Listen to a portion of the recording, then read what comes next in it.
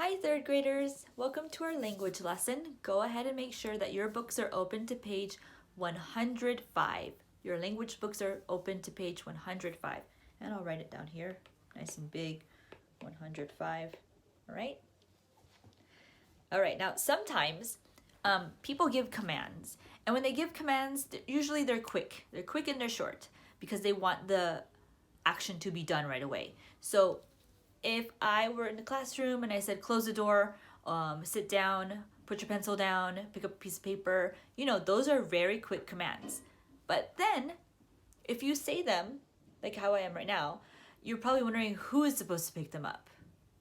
You didn't say a name. You didn't address anyone. So when we say commands that don't address anyone, usually you think there's no subject. No one's gonna do it. Well, if I'm in the classroom and I, look at you and I tell you close the door, then you'll know it's you. So here we're gonna pretend that when we're saying these commands, we are looking at that person and they just know they're talking to them. So here, take a look at think A, or actually take a look at the orange box with the raccoon, where it says the subject of an imperative sentence or commands is always you. So if I look at someone and I say, pick up the paper, I'm really saying you pick up the paper, okay? Or if I look at someone and I say, close the door, I'm really saying you close the door, right? Now, of course, I'm not really saying you out loud, but it's implied because implied meaning it's very obvious, especially since I'm looking at you, okay? So here in the example, close the classroom door, please. They put you in a parentheses, and I usually call this invisible you because you can't see it, right? But it's there, okay? Here, another one.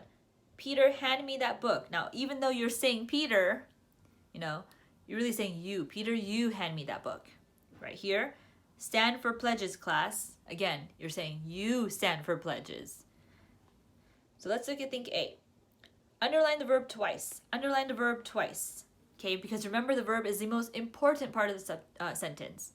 And then write the subject on a line, which is very easy because since these are all imperative sentences, all you have to do is put you in parentheses.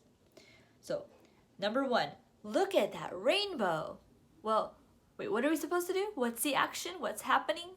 Look. So I'm going to underline look twice. And who is supposed to look? Dylan, Asion, Jeremiah, Haley, Leslie, who? Well, if I'm looking at a student or someone, it's implied that you look at the rainbow. So I'm just going to put you in the blank. Okay, number 2, wait for me. Who's going to wait for you? Well, I'm going to look at you and I'm going to say, wait for me. You wait for me. So I'm going to underline the verb twice. What are they supposed to do? Wait. And who waits? You. You can probably do 3 and 4 on your own.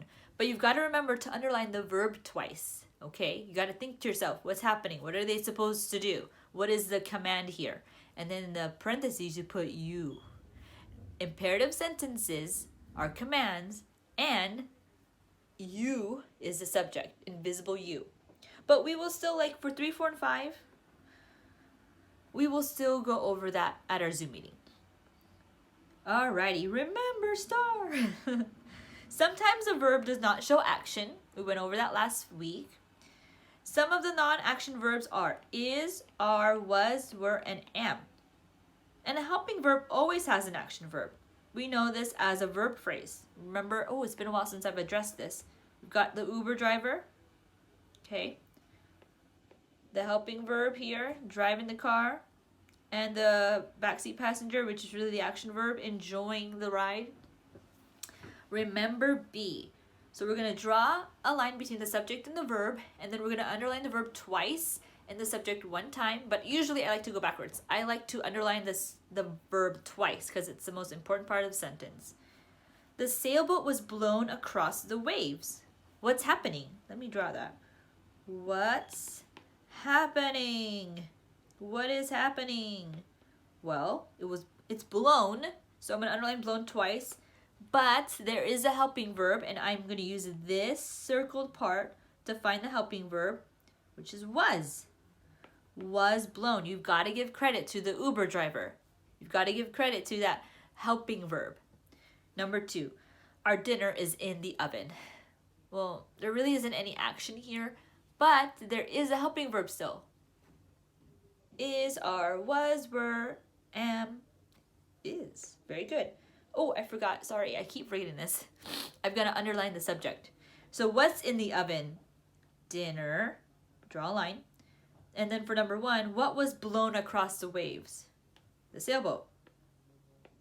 Okay. Now you can try 3, 4, and 5 on your own. Look for these helping verbs, these non-action helping verbs. And if there is an action verb, make sure you underline that as well. But again, we will go over that at our Zoom meeting.